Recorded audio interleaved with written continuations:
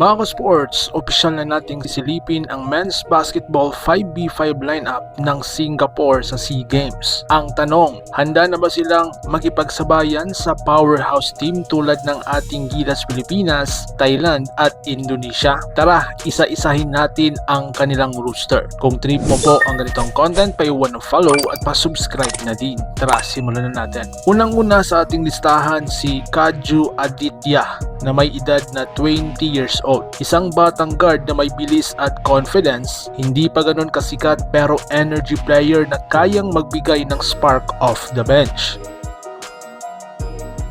Sumunod si Reuben David Faustino Amado na may edad na 20 years old. Isang versatile wing, may kakayahang umatake at magdepensa. Isa sa mga inaasahang pang-transition game ng Singapore. Sumunod si Gerald Seo Hanggan na may edad na 18 years old. Pinakabata sa lineup, high upside player, malaki ang potential pero tanong dito, kaya ba ang pressure ng SEA Games? Sumunod si Jordan John Howley na may edad na 19 years old. Isang combo guard na kayang mag-set up at tumira sa labas. Mahalaga ang role niya sa ball movement.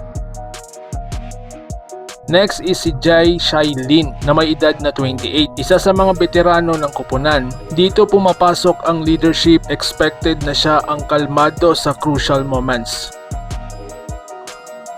Next is si Faisal Mohamed Sahid Mohamed na may edad na 18. Isa pang batang prospect, defensive-minded at hustle player. Hindi man scorer pero pang dirty work.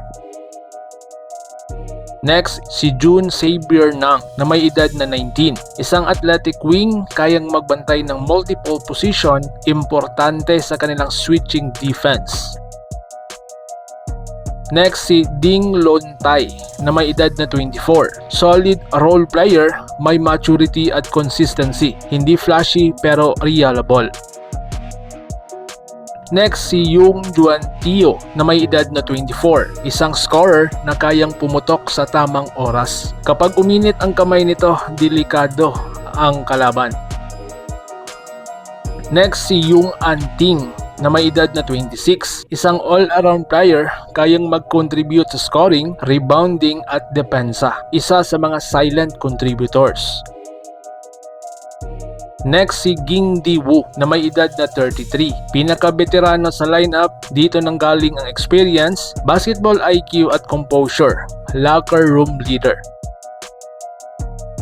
Lastly, si John Calzier Sanchari na may edad na 21. Young big forward na pwedeng i-develop pang physical match-up laban sa mga malalaking teams. Makikita natin ang Singapore ay halo ng bata at veterano. May energy, may bilis, pero kulang pa sa international dominance kumpara sa ating national team na Gilas Pilipinas. Ang magiging susi nila, unang-una, ang kanilang team chemistry, pangalawa, ang kanilang discipline sa depensa, pangatlo, outside shooting, and lastly, limitahan ang mga turnovers. Kapag napwersahan sa half court at physical game, dito sila mahihirapan. Kaya mga ka-sports, hindi dapat maliitin din ang Singapore. Hindi man sila ang paborito, pero kayang mag-istorbo at manggulat kapag nag-relax ang kalaban. Pero sa laban kontra national team ng Gilas Pilipinas, nako, perfect game ang kailangan nila. Kaya mga ka-sports, ano po sa inyong tingin? May tsansa ba ang Singapore sa SEA Games? Comment nyo lang sa ibaba